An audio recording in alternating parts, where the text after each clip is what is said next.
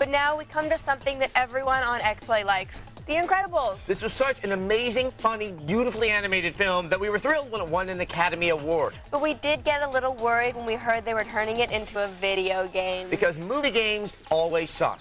They just do. We liked the Chronicles of Riddick game. Okay, that was a fluke. Yeah. A beautiful, violent fluke. Still, we're trying to be cautiously optimistic. I mean, we love the movie, so we're keeping our fingers crossed for The Incredibles, the game. I'm not holding my breath. Here's our review. When it comes to licensed game titles, Pixar's films should be the perfect gaming template. With a solid storyline, memorable characters, and instant audience cachet, The Incredibles for the Xbox is a surefire hit, right? Showtime. No matter how many times you save the world, it always manages to get back in jeopardy again. You begin in the crime-fighting past, where Mr. Incredible and Elastigirl are introduced in a handful of levels before jumping ahead to the main storyline, where the family is forced to don Tithe once more. And, let me tell you, it's harder than it looks. We tried the superhero gig. Yeah, it's not all it's cracked up to be. Wish these leggings weren't so tight. And what are you supposed to be? Oh, I'm embarrassed, man. Stupid embarrassed man.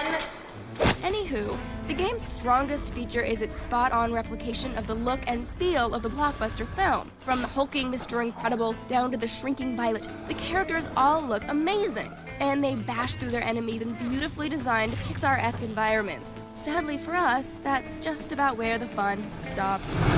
When it comes to recreating the personality of each hero, the game seems content with repeating the same one-liners ad nauseum, rather than create any memorable crime-fighting scenarios.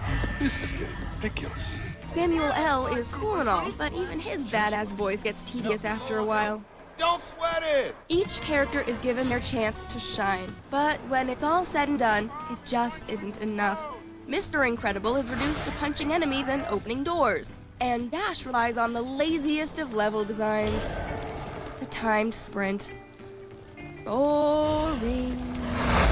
Elastigirl fares better, as she can grab distant baddies, nimbly leap around obstacles, and perform a couple of cool moves when really riled. Violet's reduced to providing the obligatory stealth levels. You can't hide from me. Each level typically features one member of the family, and there's enough life in the look of the game to offer basic platform and fun. But the challenges are often so elementary that you'll quickly feel as if your superpowers have been shortchanged. And there's almost no opportunity for the family to put their powers in action together, which is incredibly befuddling to me. I mean, wasn't the moral of the friggin' movie that families can beat the odds if they stick together? And there's no I in team and blah-de-blah-de-blah-de-blah. I mean, duh, why don't the stupid characters work as a team? The controls and camera get in the way too. Elastigirl is often required to grab hold of overhead fixtures, but these can be hard to see, as the camera refuses to afford a proper view. The lock-on system tries to circumvent the problem, but it too is unreliable. Every once in a while, the game tries to offer some solace by giving up a railed shooting mission or handing over control of a gun turret, but it's too little, too late. The greatest crime depicted in the game isn't Syndrome's diabolical plan, but the speed with which lame design renders dull action out of such cool characters. Young players might get a brief thrill out of the simple punching and stretching, but after fighting through yet another wave of carbon-copied baddies, you'll find that The Incredibles is anything but. Are you done? A 2 out of 5. Great movie. Terrible game. Still better than the Bad Boys 2 game. Anything is better than that.